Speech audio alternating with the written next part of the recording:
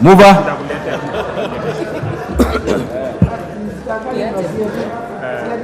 Honorable Speaker, I beg to move that the Affordable Housing Bill, National Assembly Bill number 75 of 2023, be now read a third time. Honorable Speaker, before I call the Honorable Hillary to second, allow me to take this opportunity, Honorable Speaker, to thank all these members, including those seated on the minority side, for their very active participation, even those who are belatedly calling for division like the Honorable CNN. And this is the true spirit of democracy, that often the majority will have their way and the minority will always have their say.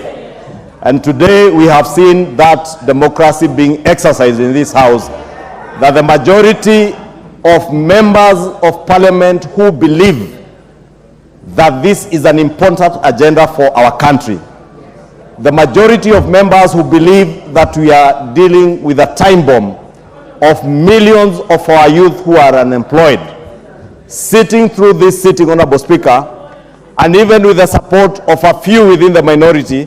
And Honorable Speaker, allow me once again to single out the Honorable Member for Funyula, the Honorable John Buddy, the Honorable Harry Kombe, the Honorable, my good friend, the Honorable Millie Odhiambo, who even in absentia from out of the country, took time to propose amendments to this particular bill with a view to improving on what we are legislating today. Honorable Speaker, the members like the Honorable Professor Nyikal, who is a very diligent member of this House, the Honorable Haro, who has taken time together with his Muslim brothers and sisters to make sure that there are amendments that ensures that this bill captures the spirit of the Sharia law, that even as we charge interest, we do not offend our Muslim brothers and sisters as they prepare for the holy month of Ramadan. Let me congratulate the Honorable Haro and the other many Muslim brothers and sisters who are here today,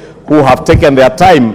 Honorable Speaker, again, as has been said in the past, Honorable Speaker, we are a house, Honorable Speaker, we are a house that debates and considers all matters that are of concern to the people of Kenya. Honorable Speaker, as an administration, where's your card? Because I'm trying to get to see your card. Where's your card? Okay, then we would ask you to be orderly. Go ahead. Thank you, Honorable Speaker. Honorable Speaker, if you can allow me to continue and ignore the member for Kilifi, the county women rep for Kilifi, who did not have the time to propose amendments. And I was saying this is a house of debate. This is a house where I was saying, as an administration, as Kenya Kwanza, we value every member of this house. And that is why, Honorable Speaker, you saw those amendments by the Honorable Professor Oudo that made sense. We supported. The amendment by the Honorable Nyikal on the qualifications of a chairperson. And I must thank the Professor Nyikal, Honorable Oudo, because I remember during second reading, it was Honorable Oudo who pointed out to the gap that existed in the bill on particular qualifications for both the chairperson, and the Honorable Nyikal picked that up and proposed an amendment. That is how we legislate, Honorable Speaker. We don't legislate by talking on TV stations. We don't legislate by talking in funerals. We legislate on the floor of this house. And that is why I'm taking time to congratulate those members of the minority who have taken time. Unlike many other cowards, Honorable Speaker, who opted to walk out believing that they could intimidate other Azimio members. And I must congratulate these Azimio members who are in the house this afternoon, because they have withstood the intimidation and the coercion not to do their work,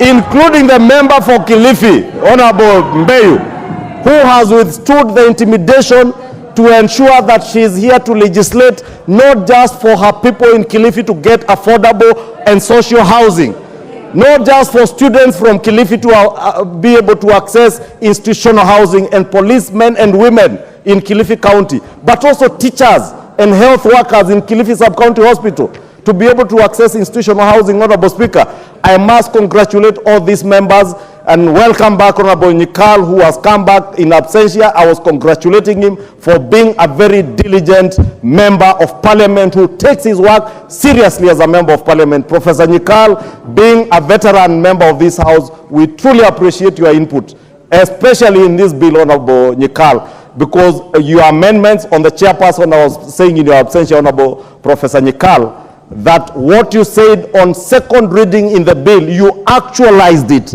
by bringing amendments to enrich what was provided for by the proposal of the bill.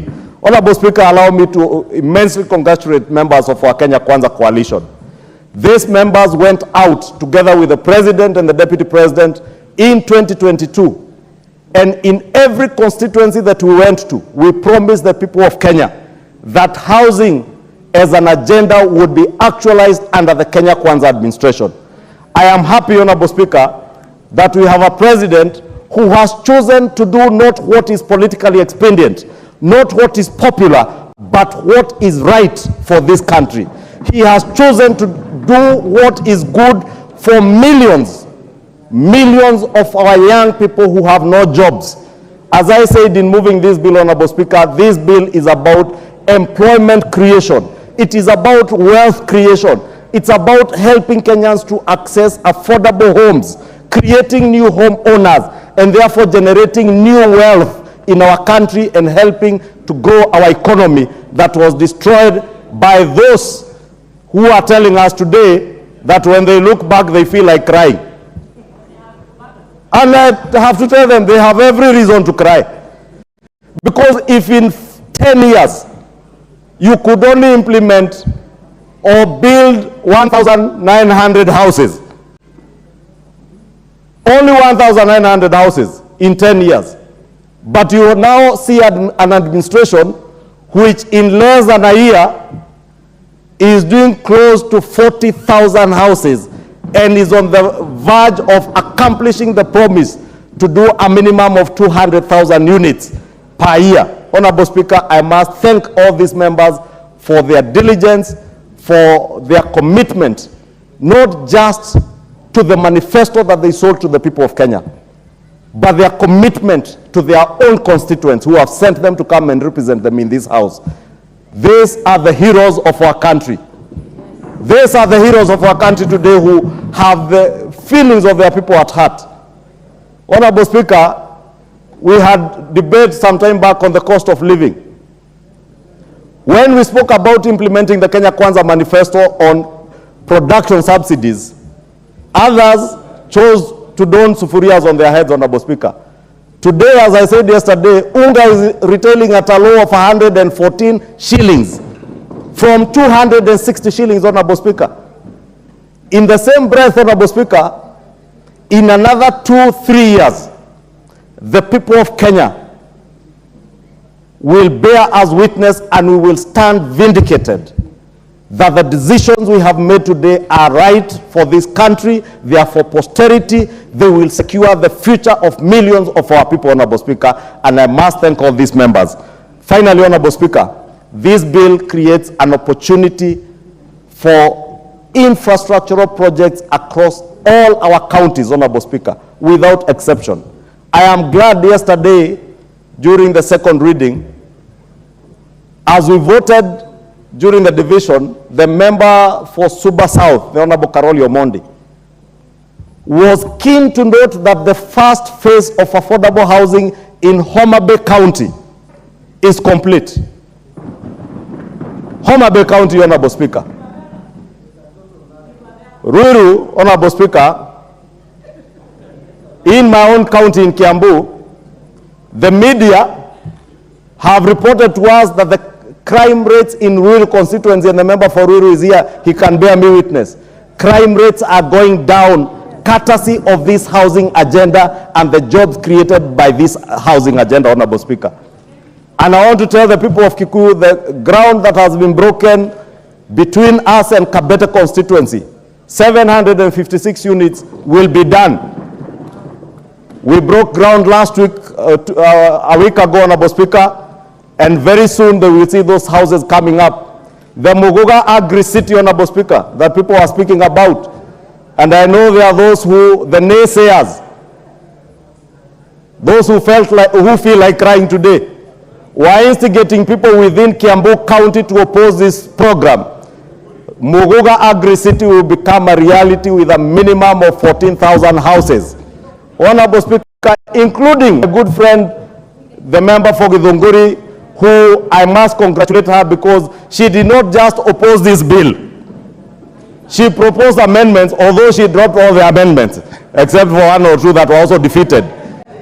Honorable Speaker, allow me to also take this opportunity to assure the people of Githunguri constituency in Kiambu County, they shall not be left behind. They shall not be left behind. And I must again thank the Honorable Kagoa Lydia, who has helped us in Githunguri constituency to identify land to build over 2,000 housing units that will also incorporate a cultural center for the Mau Mau freedom fighters who fought for our independence and for our land, Honorable Speaker. The people of Githunguri shall not and will never be left behind on account of the retrogressive politics that you may find elsewhere, Honorable Speaker. We shall carry everybody aboard, whether it is Hama Bay, whether it is Kikuyu, whether it is Karachuonyo, whether it is Turkana Central, even the people. It is out of order. Is it in order, Mr. Speaker?